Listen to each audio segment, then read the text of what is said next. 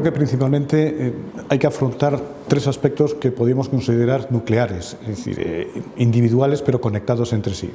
El primero es tratar de encontrar, es decir, un modelo, es decir, un nuevo modelo y desarrollar ese modelo de negocio.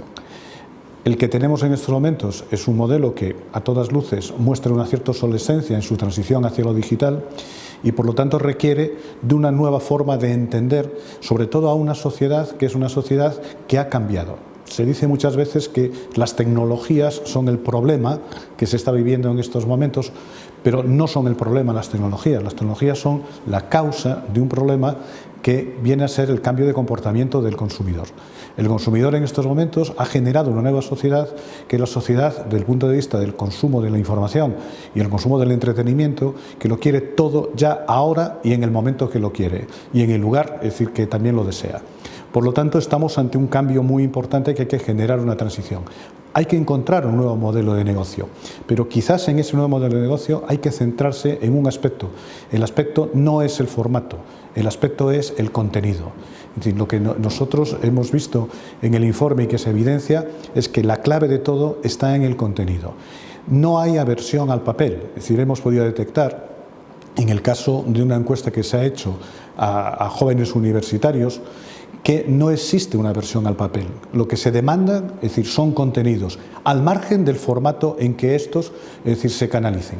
Por lo tanto, ese nuevo modelo de negocio tiene que ser un modelo de negocio que esté pensado en eso. Otra cuestión importante a tener en cuenta en esta formulación de nuevo modelo de negocio, insisto, está en que hay que buscar una hibridación entre lo digital y el papel. Es decir, lejos de lo que muchos apocalípticos consideran que es que el papel está muerto, no es la impresión. Nosotros en el informe hemos podido recoger que el papel, es decir, presenta problemas de transición en su convivencia con el digital, pero no muestra síntomas de una debilidad que lo aboque a una muerte inmediata. Es decir, el papel entendemos, no nosotros, sino a tenor de los análisis que hemos realizado como consecuencia de este informe, que el papel tiene vida y tiene sostenibilidad su vida, siempre y cuando sea capaz, todos los agentes que intervienen en la cadena de valor sean capaces conjuntamente, insisto y machaco la idea, de encontrar una fórmula de hibridación entre el digital y el papel a través de este nuevo modelo. La siguiente cuestión nuclear estriba en un problema que es una evidencia, y de hecho la Comisión Europea ya ha mostrado su preocupación a través de una primera comunicación ya en el 2018 al Parlamento Europeo sobre la amenaza que supone la desinformación y las noticias falsas para la salud democrática de los países. Y por lo tanto, en este sentido, ya se están generando, es decir, movimientos para tratar de combatir el problema de la desinformación. Bueno, pues una de las cuestiones clave o uno de los antídotos importantes que podríamos decir para el problema de la desinformación y para el problema, es decir, de las noticias falsas, está precisamente en el fortalecimiento, en primer lugar, del periodismo y en segundo lugar de la canalización de la acción del periodismo, es decir, formulada en los productos periodísticos, valga la redundancia, bueno, pues a través de los medios que podríamos decir tradicionales desde el punto de vista también de la transición a lo digital. Y en este sentido, en la percepción de los ciudadanos, todavía el papel mantiene un claro, papel, valga la redundancia hablando de papel o rol, es decir, de valor añadido a lo digital. Es verdad que lo digital va avanzando y como se suele decir, cuando la marea empieza a subir, es decir, nadie frena la marea y la marea en lo digital está subiendo, pero eso no significa, o nosotros lo que hemos podido ver, que vaya a llevarse por delante al papel, sino todo lo contrario, se va a establecer una convivencia. Y esa convivencia entre el papel y lo digital, porque manejan dos tiempos distintos, es decir, el digital se mueve en la instantaneidad que decíamos antes y el papel se mueve en la reflexión, en una capacidad de poder captar mejor la atención, por lo tanto la maduración y el análisis crítico de los contenidos, y en esa complementariedad es donde reside un importante antídoto para la desinformación. De ahí que sea tan importante el que se establezcan medidas, es decir, que de alguna forma desde las instituciones públicas,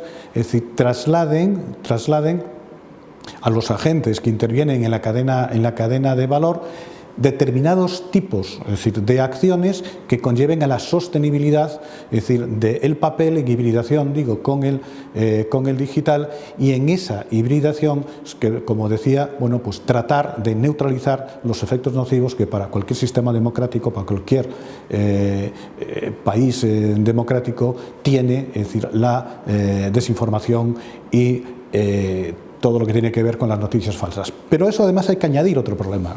Que no es un problema exclusivamente de España, que es un problema también a nivel europeo, que es la dificultad del acceso a la información. Muchísimas veces nosotros hablamos, en la mayoría de las ocasiones, de que nuestra Carta Magna, es decir, la Constitución española, consagra en su artículo 20 el derecho de la libertad de expresión. Pero en ese artículo también, es decir, se consagra el derecho fundamental del acceso a la información.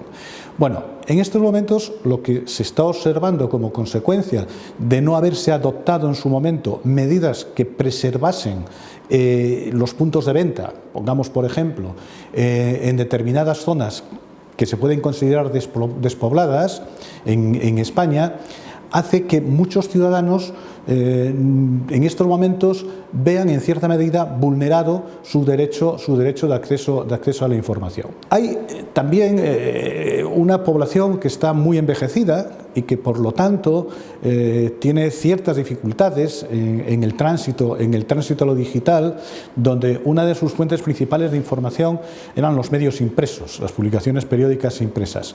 Bueno, no solo cuando hablamos del problema del acceso a la información y hablamos de la España despoblada, que es una realidad y que eso está ahí. Hay muchísimos lugares en España donde ni siquiera zonas de sombra, donde la red internet no llega ni va a llegar, y además aún en el caso de que llegase, los ciudadanos que viven en esos lugares presentan también este problema que acabo de comentar, de dificultad para poder transformarse al ámbito digital. Pero también hay que hablar de las zonas urbanas. El problema de acceso a la información se encuentra también en las zonas urbanas. En las zonas urbanas, en barrios periféricos, donde hay una población envejecida y donde están desapareciendo los puntos de venta, y como consecuencia de la desaparición de esos puntos de venta, el reparto, es decir, de las suscripciones o el reparto de ejemplares a domicilio de mucha gente que no tiene capacidad para poder desplazarse, porque ya tienen una edad avanzada, y que desde el momento en que ya no pueden recibir en su domicilio el periódico, fundamentalmente, bueno, pues se les ve también cercenado, es decir, su derecho de acceso a la información. Por lo tanto, el segundo aspecto nuclear en el que hay que trabajar es por un lado, es decir, la desinformación, las noticias falsas y el acceso a la información. Y el tercero es la necesidad de visualizar el importante valor social, es decir, que en estos momentos, digo en estos momentos por lo que acabo de comentar, de la desinformación y de la España despoblada, tiene la red de distribución y los puntos de venta. Es decir, hay que tener en cuenta que ese valor social hay que entenderlo desde un punto de vista cultural, desde un punto de vista de fortalecimiento del sistema democrático y desde un punto de vista también de que, es la red más tupida que tenemos, es decir, es la red que llega a la mayor parte de poblaciones, de núcleos, podríamos decir, de población, y además llega prácticamente los 365 días del año, 363 para ser más exactos. Incluso es una red de distribución que abarca más puntos, más núcleos de población que la propia red del servicio postal, que el propio servicio público postal. Y eso es una cuestión que hay que poner en valor.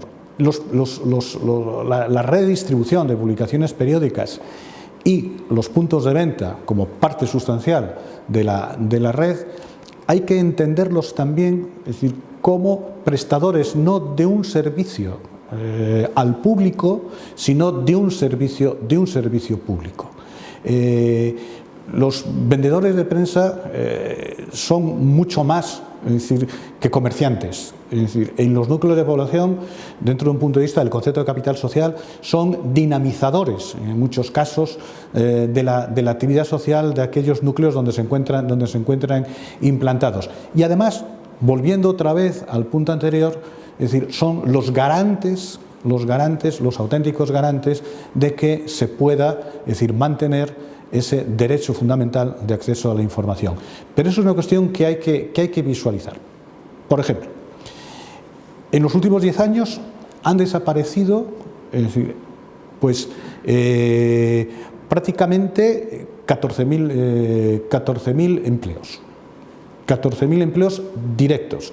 En el escenario, digamos, más positivo, más favorable, aplicando una ratio no alarmista, sino todo lo contrario. Bueno, eso que ha sucedido, si pasa en cualquier otro sector, hay una alarma social. Sin embargo, es decir, en las publicaciones periódicas, que tienen, como digo, un valor que trasciende la actividad puramente mercantil, es decir, sin embargo, eso ha pasado. Si salimos a la calle y preguntamos a los ciudadanos, nadie es consciente de esa situación. Y en ese sentido estamos destruyendo algo muy importante desde el punto de vista también del fortalecimiento del sistema democrático en cuanto al acceso a la información. Estamos destruyendo algo muy importante, que es una red que luego reconstruirla va a costar muchísimo más trabajo. De ahí la necesidad de establecer determinadas medidas orientadas al fortalecimiento de esos puntos de venta. Medidas que a veces pasan también por ampliar, es decir, por ampliar las actividades de esos puntos de venta. En estos momentos, como consecuencia de la preocupación, es decir, que hablábamos de que existe en Europa en cuanto a la transición, es decir, o el impacto que está teniendo la transición de lo analógico, es decir, del papel al digital, bueno, países como Francia, que son los pioneros, han establecido ya toda una serie de medidas orientadas a la cadena de valor, con un concepto integral, es decir, de lo que es la cadena de valor. Pero medidas que van orientadas fundamentalmente al fomento y a la sostenibilidad, desde el punto de vista también del valor cultural de las publicaciones periódicas y el acceso a las mismas por parte de los ciudadanos. Francia, como digo, ha sido uno de los países pioneros. Inglaterra también ya ha empezado a caminar en esta senda. Alemania ya también está incorporada. Fuera de Europa, Canadá también se ha incorporado, y todo nos hace ver, es decir, que el resto de los países también irán progresivamente estableciendo medidas dirigidas hacia el sostenimiento de las publicaciones periódicas editadas en papel, pero con una visión integral, es decir, de lo que es la cadena de valor. Lo primero, es decir, dejando a un lado la desconfianza que tradicionalmente se ha instalado en el sector. Existe entre todos los eslabones que conforman la cadena, existe un clima de desconfianza, un clima de recelo. Esa desconfianza, ese recelo, lo que ha llevado es a una situación de debilidad, pero no de debilidad de un eslabón, quizás el más débil, los vendedores, pero que son los que están recibiendo el mayor impacto en estos momentos. Pero en general la cadena de valor se debilita como consecuencia de este recelo, de esta desconfianza. Lo primero es dejar a un lado eso. Lo segundo es establecer, es decir, primero, diríamos, antes de establecer medidas de cooperación y un trabajo cooperativo, lo primero que hay que hacer es la actitud. Es decir, la actitud de esto no es un problema individual, no es un problema del que yo me pueda salvar, porque al final quizás hay que entender, es decir, esto al sector, es decir, quizás como un barco. Esto es un barco que está navegando y donde, bueno, todos los datos meteorológicos nos dicen que estamos bajo una tormenta y no sabemos cuándo vamos a salir de esa tormenta. Es verdad que unos van confortablemente en el puente, aunque tienen la decisión de la máquina y del timón, es decir, a qué velocidad y en el que el timón. Otros están en las máquinas y tienen la responsabilidad de que las máquinas funcionen, de que el barco no se quede, a la deriva. Otros tienen otras responsabilidades dentro del barco, unas mayores, otras menores. Pero lo cierto es que si no cooperan todos, es decir, la tormenta se llevará por delante al barco y el barco se hundirá.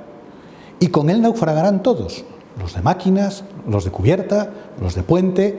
Por lo tanto, quizás hay que entender que en esta navegación todos tenemos responsabilidades o todos tienen responsabilidades, pero es decir, hay que trabajar cooperativamente. Si queremos salir, es decir, de la tormenta y si queremos llegar a puerto, es decir, hay que trabajar cooperativamente. No hay otra opción, y nadie es prescindible. Los vendedores no pueden prescindir de los distribuidores no pueden prescindir de los editores, pero los editores tampoco pueden prescindir ni de distribuidores ni de vendedores. Y el mundo digital al 100%, vivir en un mundo que solo es digital, en estos momentos, con los datos que podemos manejar, sencillamente es una utopía.